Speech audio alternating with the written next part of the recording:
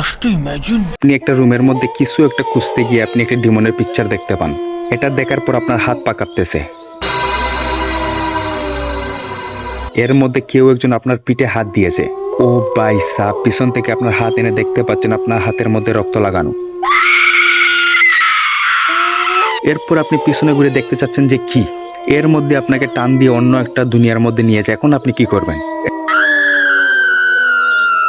এরকম সময় কি আপনার মাথায় কাজ করবে? না। আজ আমি আপনাদের সাথে এরকম একটা সিরিজের কথা বলবো। এই সিরিজের সব থেকে ভালো কথা কি জানেন? এটা আপনারা বাংলা ডাবিং দেখতে পারবেন। সত্যি 100% সত্যি। হ্যালো গাইস, চরকি অ্যাপ একটা অসাধারণ সিরিজ বাংলা ডাবিং করিয়েছে। সিরিজের নাম হলো W2 ওয়ার্ল্ড অ্যাপার্টস। এটা আমি অনেক আগেই দেখে ফেলেছি হিন্দিতে। আমাদের বাংলাদেশ ওটিটি প্ল্যাটফর্মে যদি এরকম সিরিজ বাংলা ডাবিং করানো হয়, তাহলে আমাদের নেটফ্লিক্স, অ্যামাজন প্রাইম আর অ্যাপল টিভির মতো প্ল্যাটফর্মে টাকা নষ্ট করতে হবে না। আমাদের দেশের টাকা আমাদের দেশেই থেকে যাবে। তাহলে আন্তাজি আলাপ বাদ দিয়ে সিরিজের রিভিউ করা যাক। এই সময় কম, শুরু করো। ঠিক আছে। এই সিরিজে এখন পর্যন্ত 3 এপিসোড এসেছে। যদি সিরিজের কথা বলি তাহলে বলবো মাইন্ড ব্লোয়িং সিরিজ। যারা কোরিয়ান সিরিজ দেখেন তাদেরকে বলতে হবে না যে কোরিয়ান সিরিজ কীরকম হয়। একমাত্র কোরিয়ানরাই জানে যে মানুষের মাইন্ড নিয়ে কীভাবে খেলতে হয়। এই সিরিজের প্রথম এপিসোড থেকে আপনাকে হুক করে নেবে। আপনাদের একটু সিরিজের কাহিনী আইডিয়া দিয়ে দিই। এটার মধ্যে দেখানো হয় দুইটা ওয়ার্ল্ড, একটা রিয়েল ওয়ার্ল্ড আর একটা হলো কমিক ওয়ার্ল্ড। এখানে দেখানো হয় ও ইউনজু নামের একটা মেয়েকে। উনি একজন ডক্টর আর ওনার বাবা হলেন একজন ফেমাস কমিক আর্টিস্ট।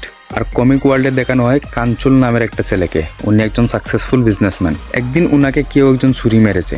তারপর ওয়ুনজুকে কেউ একজন ড্রয়িং টেপ থেকে টান দিয়ে কমিক ওয়ার্ল্ডে নিয়ে যায়। ওয়ুনজু কমিক ওয়ার্ল্ডে যাওয়ার পর কাঞ্চুলকে বাঁচায়। কিন্তু কেউ একজন আছে যে কাঞ্চুলকে মারতে চায়।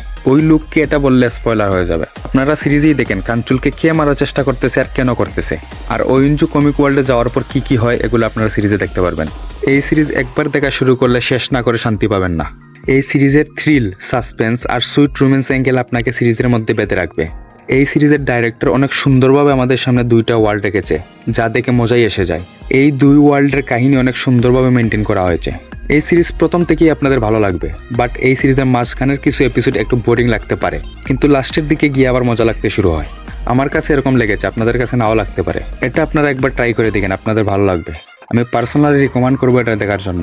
আপনারা যদি এখন পর্যন্ত আমার ভিডিও দেখে থাকেন তাহলে একটু কষ্ট করে একটা লাইক, একটা কমেন্ট আর একটা সাবস্ক্রাইব করে দিয়েন। আর হ্যাঁ, এটাও কমেন্ট করে বলে দিয়েন যে এরপর আপনারা কিসের রিভিউ দেখতে চান। আজকের জন্য এতটুকু। কথা হবে আরও একটা রিভিউ নিয়ে। Tata, bye bye.